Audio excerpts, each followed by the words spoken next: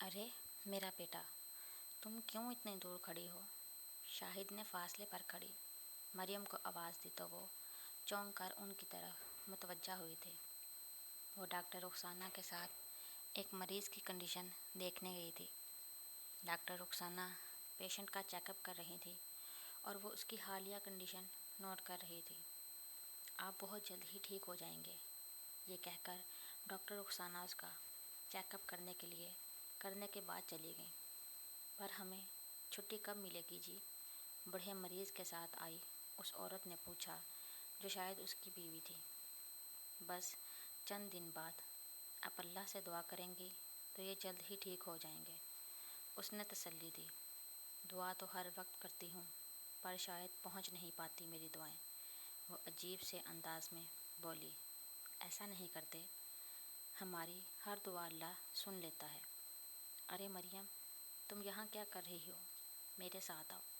तभी लिशबा उजरत में वहाँ आई और उसे वार्ड से बाहर घसीट लाई। क्या हुआ है? उसने हैरत से पूछा। कुछ नहीं हुआ है, मैं थक गई हूँ। आओ चाय पीने चलते हैं। लेकिन मैं मसरूफ़ हूँ यार। रूम नंबर 41 में जो पेशेंट एडमिट हैं, डॉक्टर रुखसाना ने मुझे उनका ख्याल रखने को कहा है कि मैं वहाँ मौजूद रहूँ, उसने जवाब दिया। कोई नहीं, एक कप चाय पीने में कोई देर नहीं लगती। आओ मेरे साथ, अलिशबा ने उसके एतराज़ को खातिर में ना लाते हुए कहा। मजबूरन उसे उसके साथ आना पड़ा, लेकिन वहाँ जाकर उसे बहुत ज़्यादा बेजारी हुई, क्योंकि वहाँ अली भी बैठा हुआ था। उसकी तरफ उसने नहीं देखा था। रज़ा, फ़ाइज़ा और वो बहुत ही बेतकल्फ़ी से एक टेबल के गिर्द बैठे बातें कर रहे थे। ये तीनों बहुत अच्छे दोस्त हैं, कॉलेज के ज़माने से, अलिशबा ने बताया। होंगे, हमें क्या, उसने लापरवाही से कहा। सबाहत अपने लिए कुछ कपड़े और दूसरी शॉपिंग करने गई हुई थी। मरियम से भी कहा था, मगर उसका दिल नहीं चाह रहा था, तो वो नहीं गई। जाहिद और शाहिद ऑफिस से वापसी पर किसी दोस्त के यहाँ चले गए थे। दुआ और ज़रमीना भी गायब थी। जैन भी घर पर नहीं था।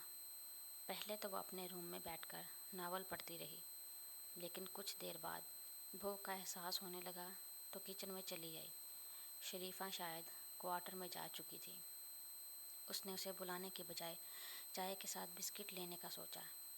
चाय का पानी चढ़ाते हुए उसे निगाहों की तपिश का एहसास हुआ और उसने जो ही पलट कर देखा तो धक से रह गई। दरवाजे में असद खड़ा था, चेहरे पर मुस्कुराहट और आंखों में शातिराना चमक लिए, जिससे वो उसे घूर रहा था।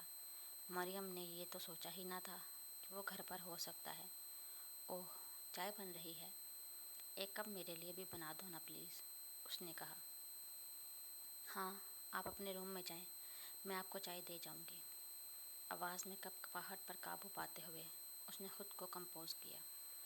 और अगर तुम मुझे चाय देने आने के बजाय अपने रूम में बंद हो गई तो मेरा क्या होगा? किस्मत से तो तन्हाई मिली है और तुम जालिम बन रही हो। हल्के हल्के कदम उठाता वो उसकी तरफ आने लगा। पीछे होते हुए मरियम का हाथ गरम चूल्हे से टकराया था। जलन की एक तेज़ लहर ने उसे अपनी लपेट में ले लिया, मगर उसकी परवाह न करते हुए दूसरी तरफ से होते हुए वो दरवाजे की तरफ बढ़ने लगी, जबकि असद तेज़ी से उसके आगे आया। कसम से यही अदाएं तो बुलाती हैं तुम्हारी तरफ। बात करता हूँ मम्मी से हमारे रिश्ते के लिए। ऐसा ना हो ये खूबसूरत परी कोई और ले उड़े। उसकी कलाई पर अपनी गिरफ्त मजबूत करते हुए असद ने शोखी से कहा। प्लीज़ मुझे जाने दें, लरजती आवाज़ में कहते हुए वो रो दी। इस वक्त वो किसी के वहाँ आ जाने की दुआ कर रही थी या मर जाने की। ऐसे कैसे जाने दूँ? मैं आपकी बहन जैसी हूँ, जाने देना मुझे। रोने के दरमियान वह चिल्लाई। शट अप, बहन तो नहीं होना। उसी वक्त बाहर से कदमों की चाप उभरी। असद ने उसे नहीं सुना था। ओ माय गॉड, देखे मम्मी, यहाँ क्या हो रहा है? दुआ ने बुलंद आवाज़ में ज़रमीना को पुकारा। ऐसा मुमकिन नहीं है मरियम, तुम समझने की कोशिश करो। असद ने फ़ौरन पैंतरा बदला। खेल उलट चुका था और वो इसी उल्टे किए हुए खेल को भी चलाना जानता था। मरियम का दिल डूब गया। उसे शिद्दत से कुछ गलत होने का एहसास हुआ। अरे, 2 घड़ी घर से कदम क्या निकाले, यहाँ तो ये 2 टके की लड़की मेरे बेटे पर डोरे डालने लगी।